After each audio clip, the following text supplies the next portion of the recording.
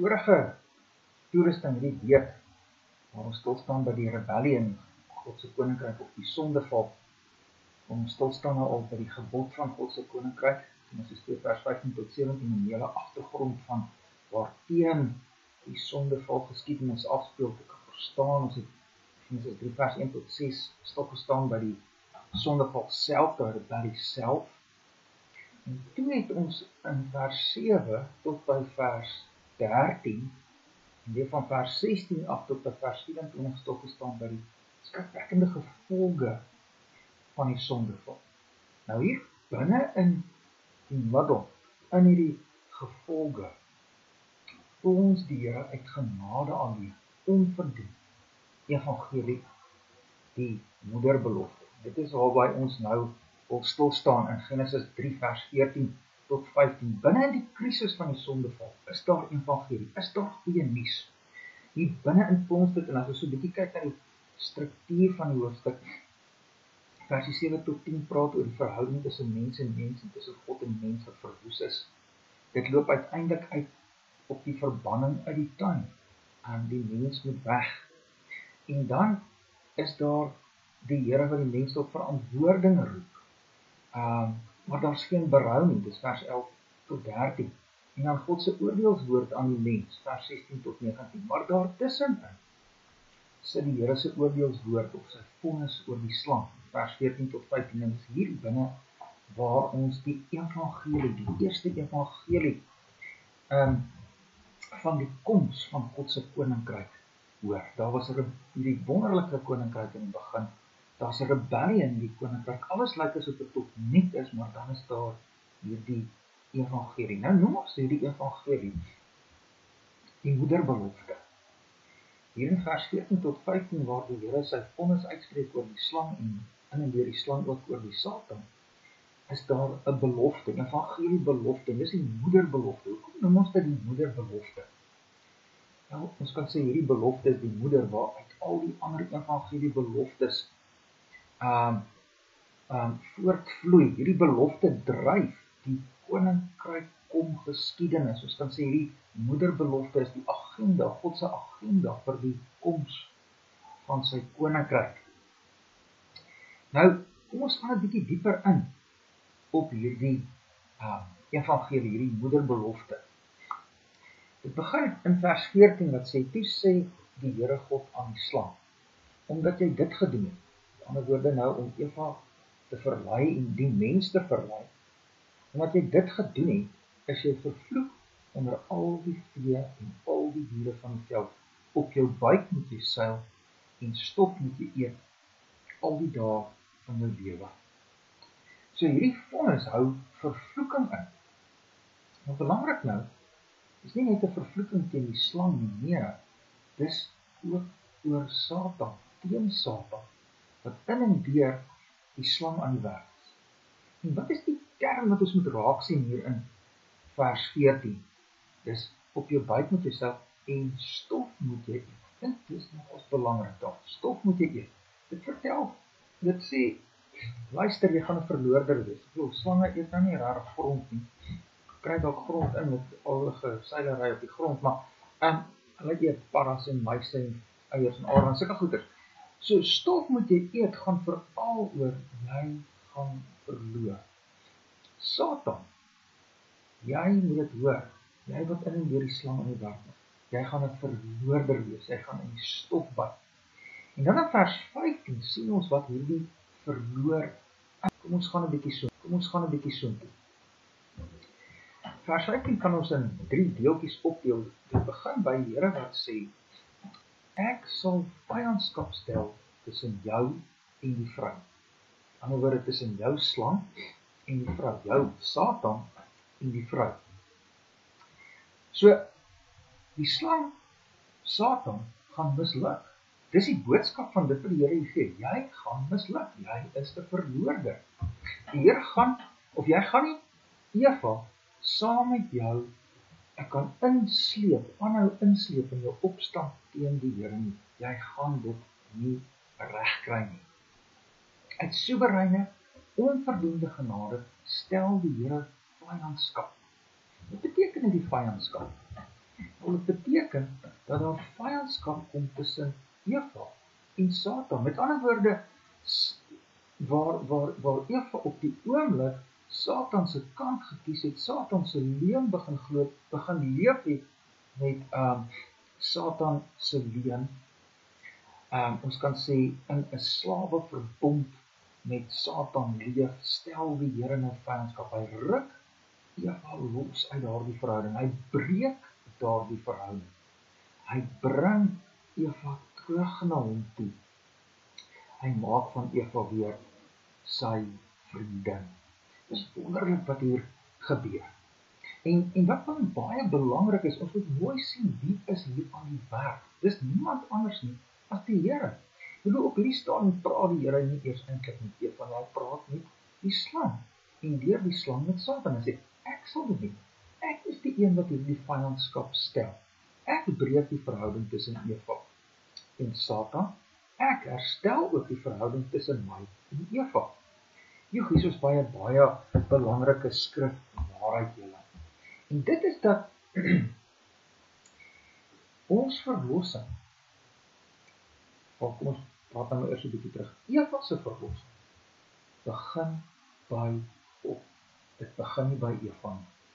Eva se verlossing begin by God. En dan word dit 'n lyn deur die skrif. Ons verlossing, wanneer jy werklik verlos is, dan het jou verlossing by God begin, nie by jou nie. Dit het by God begin. God is die een wat vyandskap instel. Sien dit so mooi as ons bietjie, ek wil net na 'n paar plekke in die Bybel kyk. In Deuteronomium, hoofstuk 10 vers 16, sê Moses byvoorbeeld vir die Israeliete, luister, julle moet julle harte besny. En net my Bybel daar oopmaak. Julle moet julle harte besny. Dat ek het lees hierso. Besny dan die vooruit van julle harte en verhard julle nek nie verder nie. So met ander woorde, die teken van besnydenis was nie maar net 'n uitwendige teken wat die Israeliete in die Ou Testament gehad het. Dit het ook gewys na iets moet met jou hart gebeur.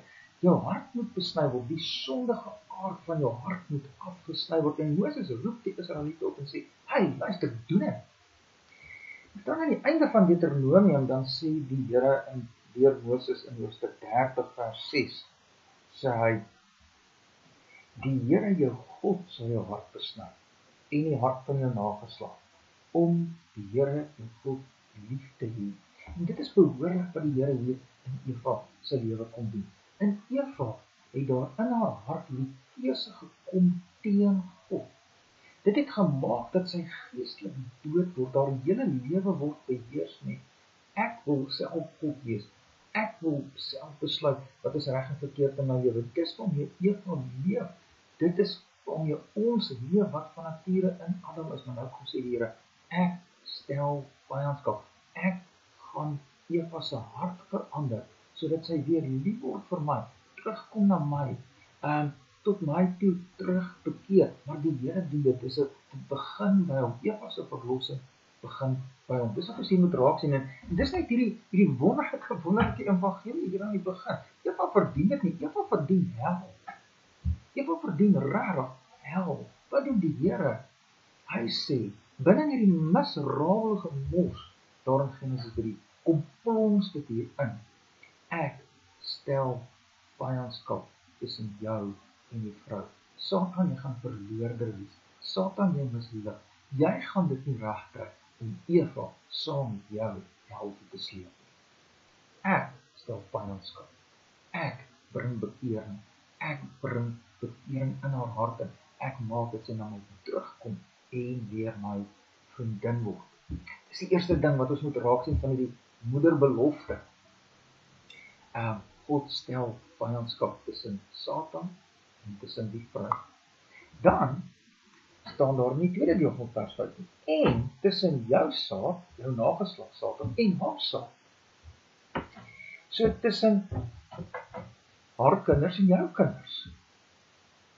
Dus, weer eens, Satan, jy gaan misluk.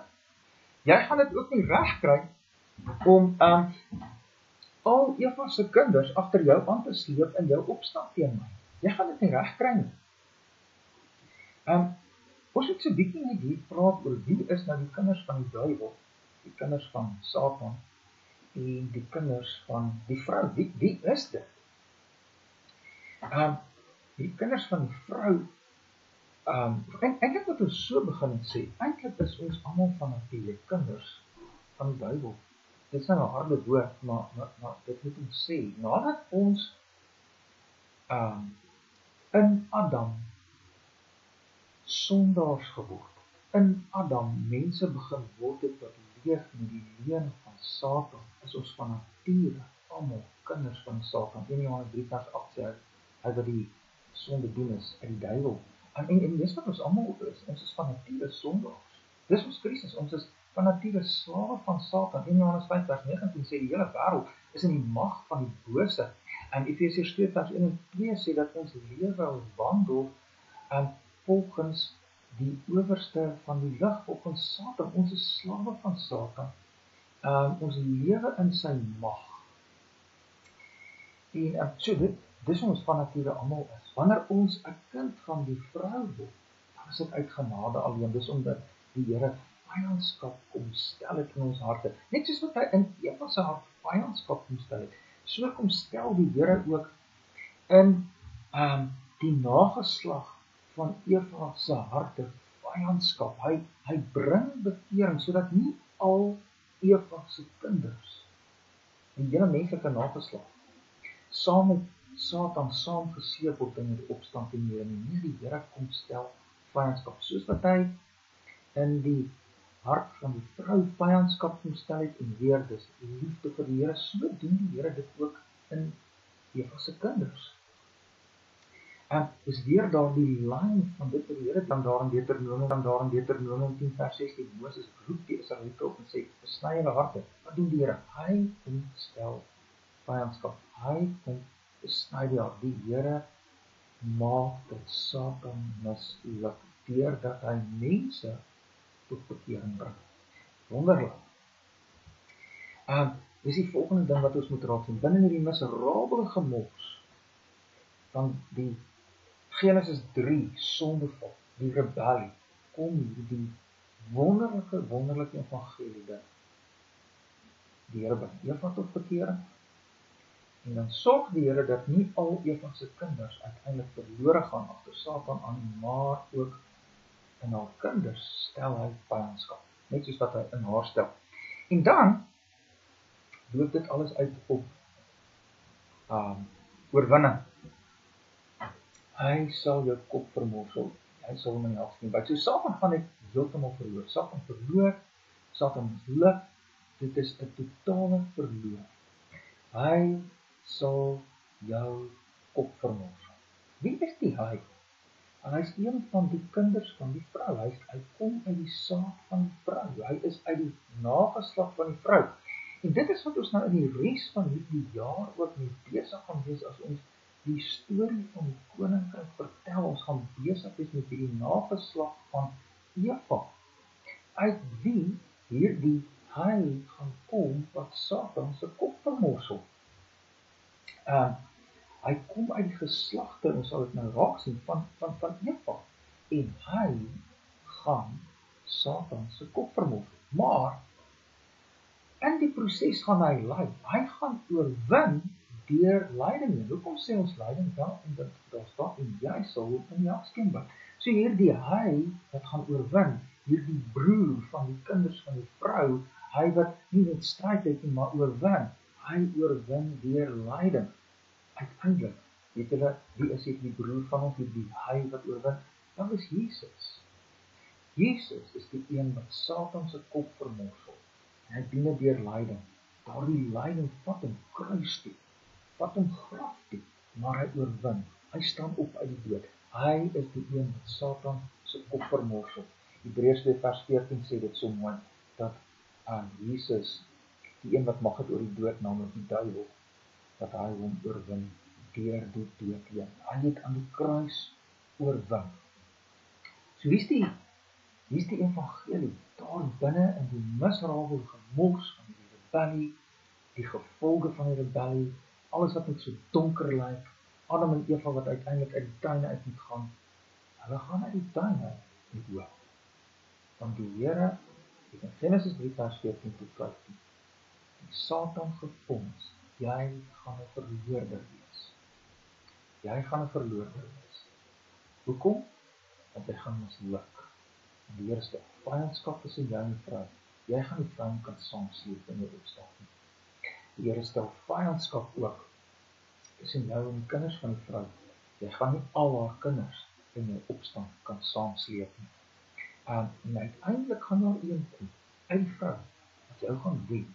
En hy gaan die koninkryk laat kom. Hy gaan die koninkryk van vrede terugbring. Dis die wonderlike evangelie. En dit is hierdie versies, hierdie 2 verse, vers 14 en 15, wat die hele res van God se koninkryk storie, soos wat dit vir ons geskryf is in die Bybel, dryf, totdat dit uiteindelik uitkom in Openbaring 21 en 22, waar ons sien dat die nuwe hemel en aarde kom, waar ons sien hoe die mens weer terug is, ons sê die kinders van die vrou weer terug is, in die paradys, en dit is die wonderlike storie van die koninkryk van God.